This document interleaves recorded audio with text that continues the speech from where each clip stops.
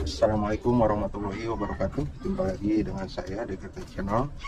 Nah, di kesempatan kali ini saya mau berbagi pengalaman tentang merpati pos ya, yang selama ini saya tekuni, dan memang ini hobi saya ya, dari kecil pelihara burung merpati pos. Sebelum senang ke merpati pos, saya terlebih dulu itu main di merpati kolongan ya, dan karena seringnya hilang teman-teman ya, saya berubah atau berganti ke merpati pos ya mainnya gitu.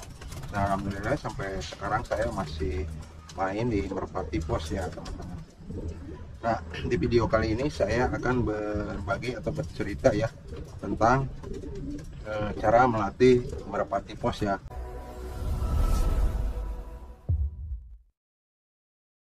Banyak teman-teman yang bertanya atau mencari info ya tentang melatih merpati pos itu bagusnya seperti apa sih, atau banyak di sosial media yang membahas ya tentang melatih merpati pos. Nah teman-teman, kalau saya pribadi ya, atau pendapat saya pribadi, melatih merpati pos itu tergantung kitanya sendiri aja teman-teman ya. Sesuaikan dengan perawatan di kandang kita gitu. Cocok apa tidak cara latihan yang teman-teman lakuin ya selama ini gitu. Nah, kalau di kandang saya teman-teman, melatih burung itu enggak terlalu mudah ya. Nah, emang itu saya dari awal main-main pun melatih burung untuk memakai jarak itu, melatihnya enggak terlalu mudah. Saya biasanya umur 5 bulan atau 6 bulan ya, kebanyakannya umur 6 bulan sampai 7 bulan ya, udah menginjak ke remaja gitu baru saya latih. Dan ada juga yang nyaranin sih dari umur 3 bulan atau 4 bulan itu udah dilatih, sedini mungkin ya dilatih. Sebetulnya untuk melatih merpati pos itu sah-sah aja ya, bisa-bisa aja, umur masih muda pun masih bisa teman-teman ya.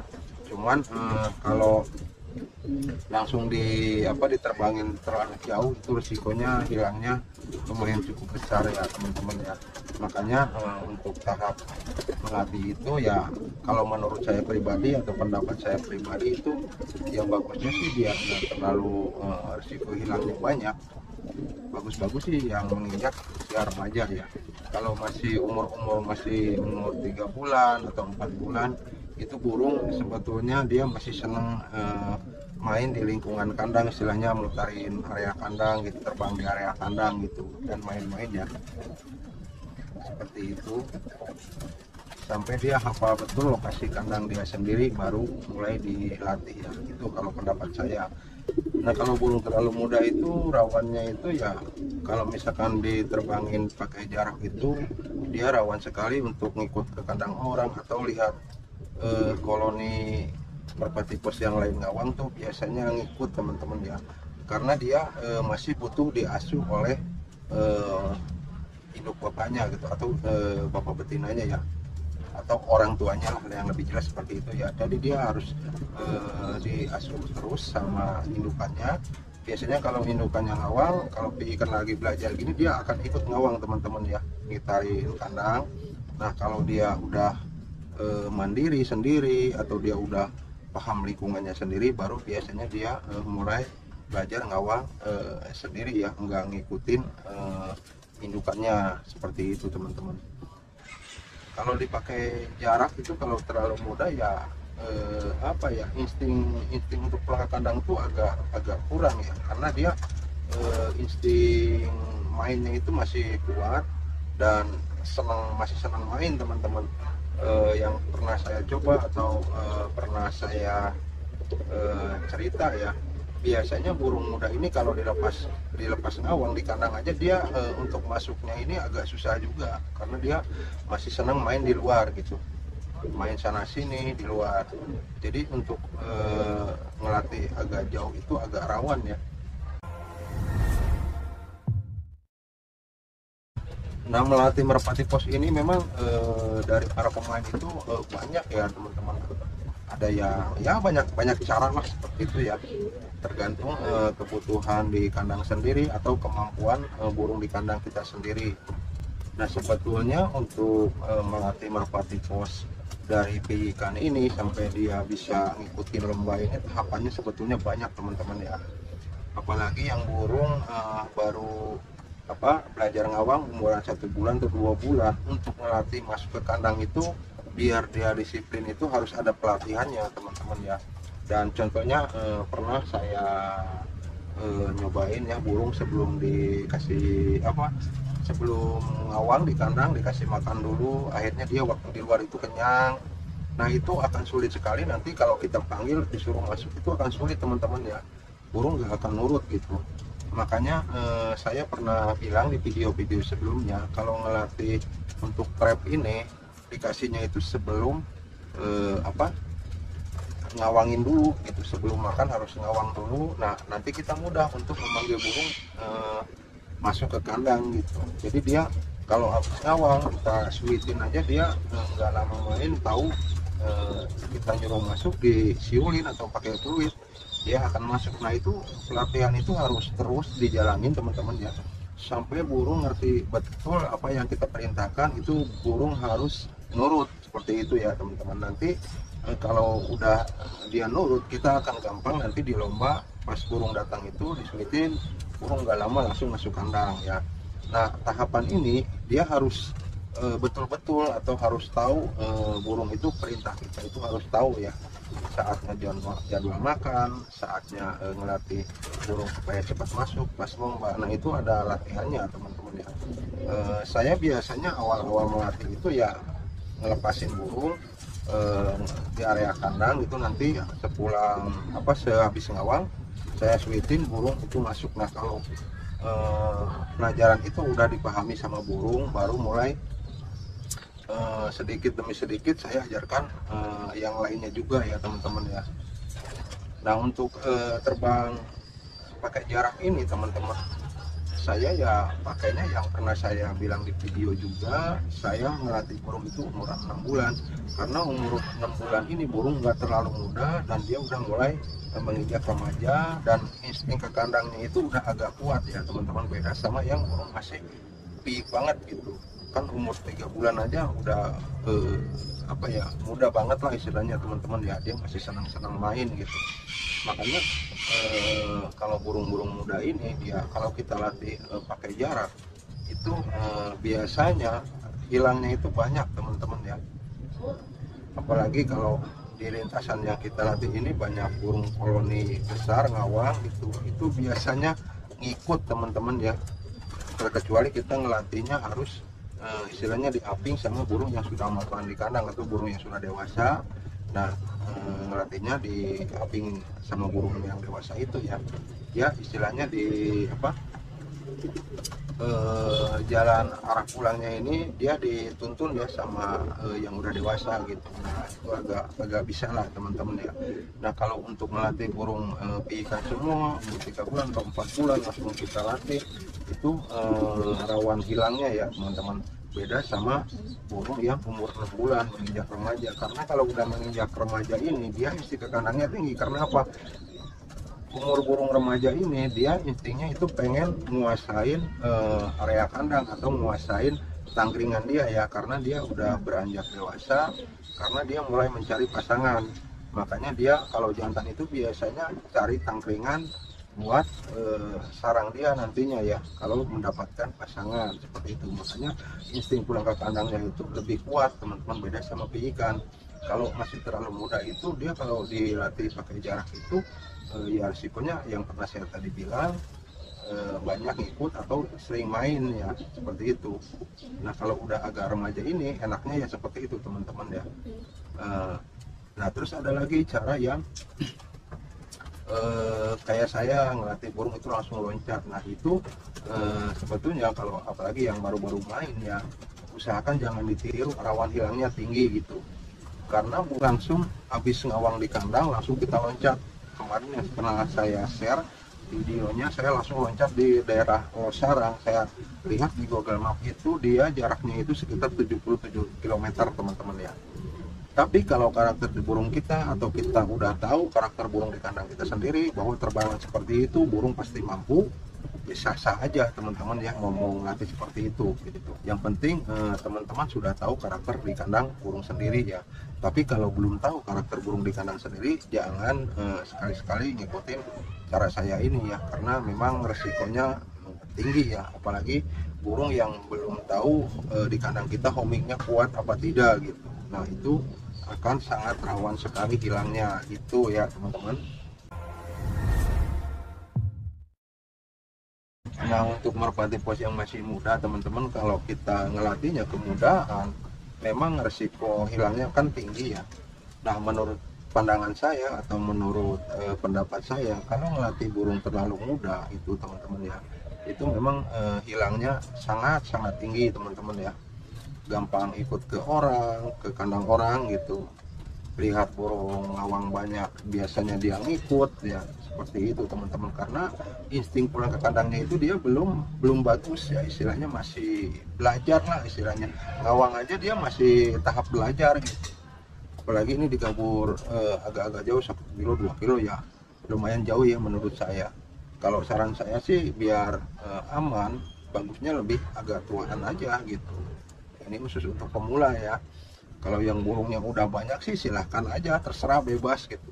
Nah kalau untuk masih baru-baru main, baru punya anakan 2 ekor 3 ekor, kalau dilatih masih muda gitu, nanti kalau hilang habis nggak ada lagi ya teman-teman ya. Ya kan, nanti dari nol lagi ngebreeding, itu kan ngebreeding lama teman-teman jaraknya ya.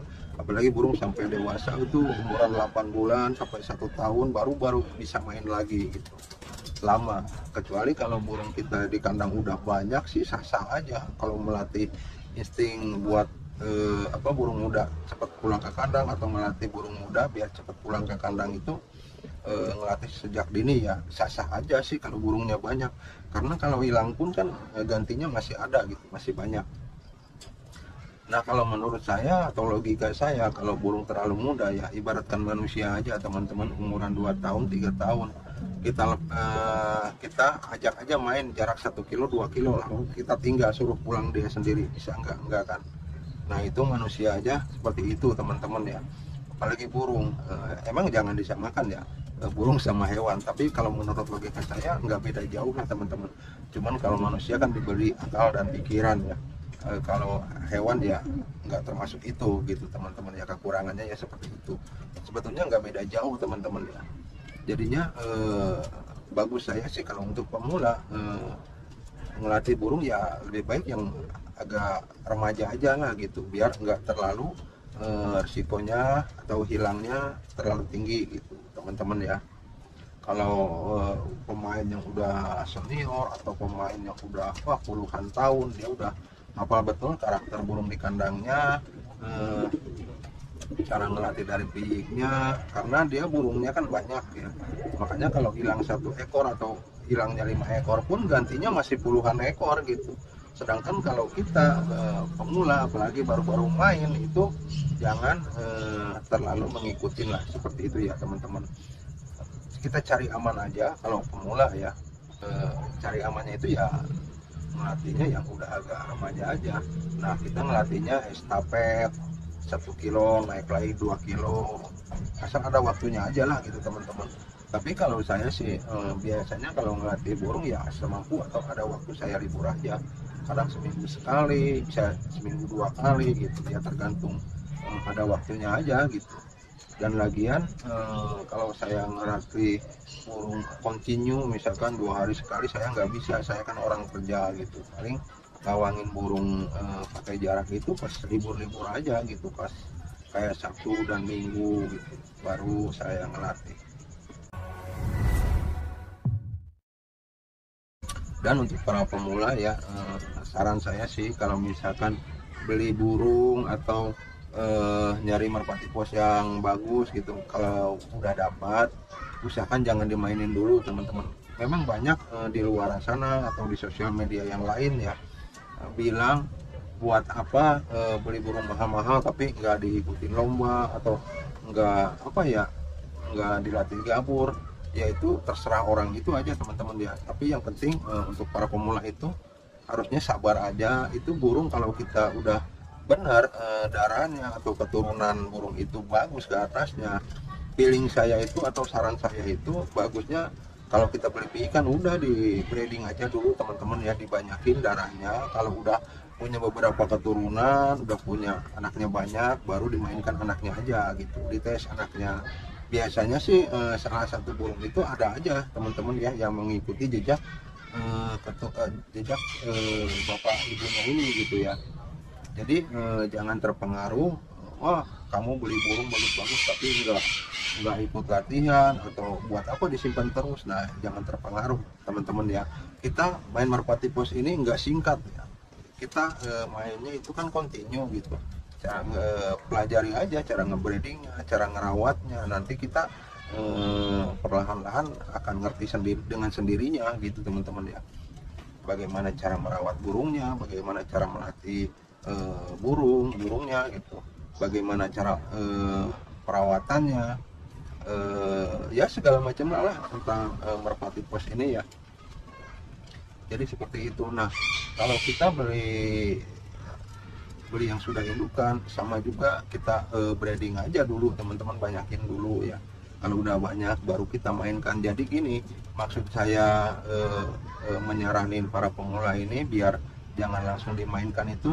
Jadi sayang teman-teman gitu ya, kalau kita beli darahan yang udah bagus terus langsung kita mainkan. Nah mending kalau pulang, kalau nggak pulang kan sayang juga, kita udah buang banyak uang gitu, hasilnya nol. Nah belum tentu burung itu jelek teman-teman, karena kita nggak tahu ya, di alam liar itu kita nggak tahu.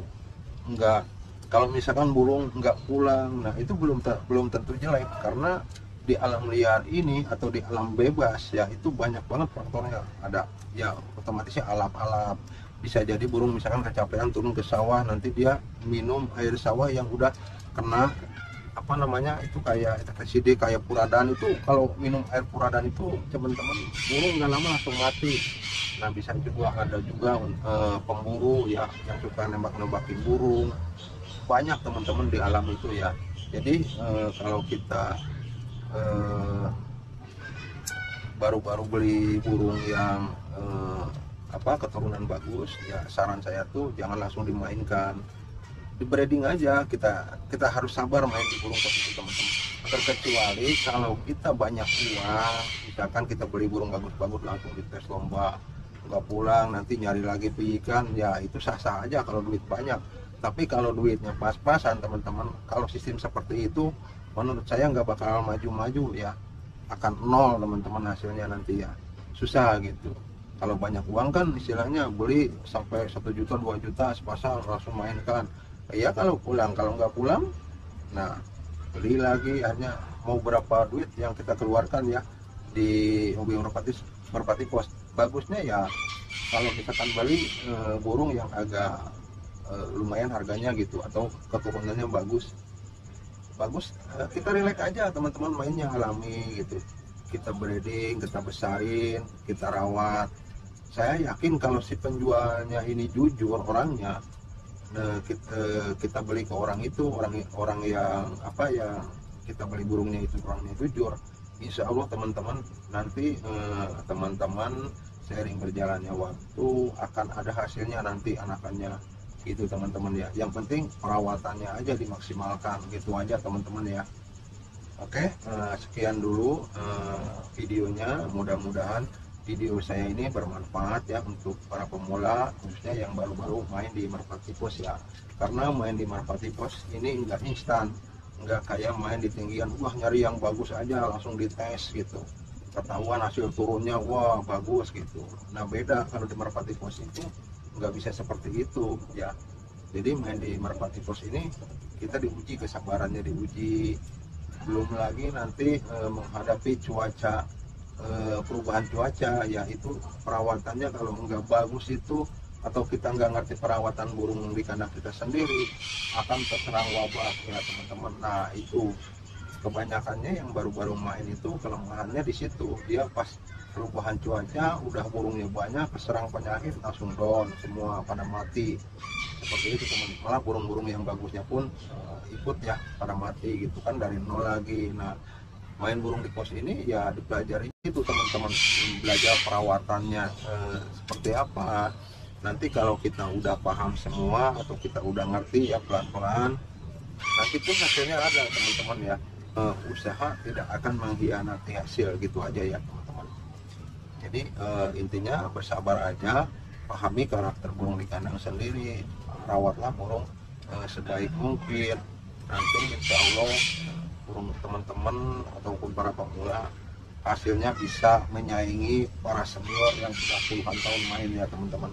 Oke, terima kasih. Sekian dulu videonya. Jangan lupa di like, komen, dan subscribe ya channelnya Degardo Channel. Wassalamualaikum warahmatullahi wabarakatuh.